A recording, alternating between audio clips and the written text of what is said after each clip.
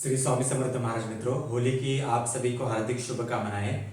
होली के दिन आपको क्या करना है घर में उपाय, वो एक मैंने आपको बताया है। आज मैं दूसरा उपाय बताने जा रहा हूँ।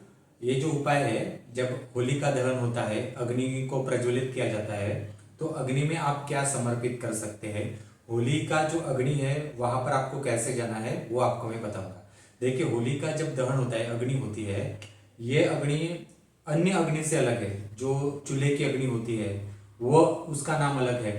हवन की अग्नि होती है उसका नाम अलग है। कपूर या धूप जलाते हैं हम, उसकी अग्नि अलग है। या फिर हम कचरा जलाते हैं, वो अग्नि अलग है। दिखने के लिए सारे अग्नि जो रंग है आग का वो समान दिखता है, परंतु देखो, इंसान भी जो है वो मनुष्य प्राणी जाति है, परंतु मनुष्य के स्वभाव में, गुणों में, जातियों में अलग अलग प्रकार होते हैं। वैसे अग्नि दिखने के लिए समान दिखता है, परंतु हर अग्नि में अलग अलग प्रकार होता है। तो होलिका की जो अग्नि होती है, ये एक निगेटिव और पॉजिटिव एनर्जी का जबरदस्त मंथन होता है। मंथन मतलब जैसे देव और दानवों का जो क्षीर सागर में जो समुद्र मंथन हुआ था, उसमें से बहुत सारी जहरीली शक्तियां भी बाहर निकली और बहुत सारी अमृत शक्तियां भी बाहर निकली। तो उसी प्रकार से ये अग्नि का दहन एक विचित्र प्रकार का होता है कि जिसमें बहुत सारी निगेटिव एनर्जियां खींच के चली आती है और उसमें कुछ अलग ही एनर्जी पैदा होती है और उसका रिफ्लेक्शन हमारे शरीर के ऊपर पड़ता है। तो ये जो रिफ्लेक्शन हमारे शरीर के ऊपर पड़ता है, इससे पहले बचने के लिए जब हम अग्नि के पास जाते हैं, तो पहले आपको ना ये जो हमारे कोने हैं या यहाँ पर आपको थोड़ा सा घर का तेल लगाना है। अगर राई का तेल हो तो बेस्ट है, नहीं है तो अन्य कोकोनट ऑयल वगैरह जो भी कुछ है तेल, तो यहाँ आपको थोड़ा सा तेल, बालों को तेल लगाकर ही बाहर जाना है।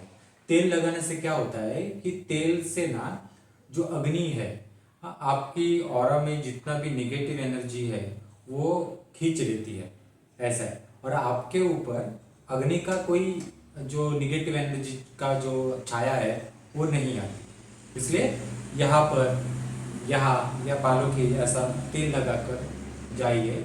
अगर पूरी तेल की मालिश करके अगर आप जा रहे हैं तो बहुत बेस्ट ही है। दूसरा उपाय आप क्या कर सकते हैं वो भी बता दो आपको। अगर श्री विद्यापीठम द्वारा कोई ऑनलाइन साधना करनी है तो सिद्ध कुंजी का साधना है, जिसमें तर्पण और अभिषेकम सिखाया हुआ है। अन्य साधनाओं की लिंक जो है डिस्क्रिप्शन बॉक्स में दी गई है, मुझसे आप संपर्क कर सकते हैं। पूरा विधि युक्त ये साधना सिखाया है, जिसमें चामुंडा तर्पण, चामुंडा अभिषेक है। और हमारा यूट्यूब चैनल शेयर कीजिए और सब्सक्राइब कीजिए। और एक दूसरा उपाय आप क्या कर सकते हैं वो मैं आपको बताता हूँ। अब होली जो होती है ना, ये बहुत इंपॉर्टेंट शक्ति होती है, जो दहन जो होता है। तो उसमें क्या होता है कि आप एक आपको बीड़े का पान लेना है। बीड़े का पान मतलब क्या है कि कलकत्ता बनारसी के जो खाने का पान का पत्ता होता है वो आपको लेना है। पूरा का पूरा हार्ट शेप में होना चाहिए और एकदम ताज़ा पत्ता हो तो बहुत बेस्ट है। और ऐसा पत्ता लेकर एक दो पत्ते आपको उसमें लेने हैं। दो पत्ते एक दूसरे के ऊपर रखिए और ये दो पत्ते आपको किसी टिश्यू पेपर के ऊपर आप रखिए, क्योंकि उसको ना हमें पुड़िया बनानी है उसकी, ठीक है। तो पुड़िया बनाने के लिए किसी बड़े से टिश्यू पेपर पर उसे रखिए। रखने के बाद आप जब उसके ऊपर रखेंगे तो सुपारी रखिए, ठीक है। बीड़े के आपको क्या करना है मैं आपको बता दूं। बीड़े के पान को हल्दी कुमकुम लगाना है।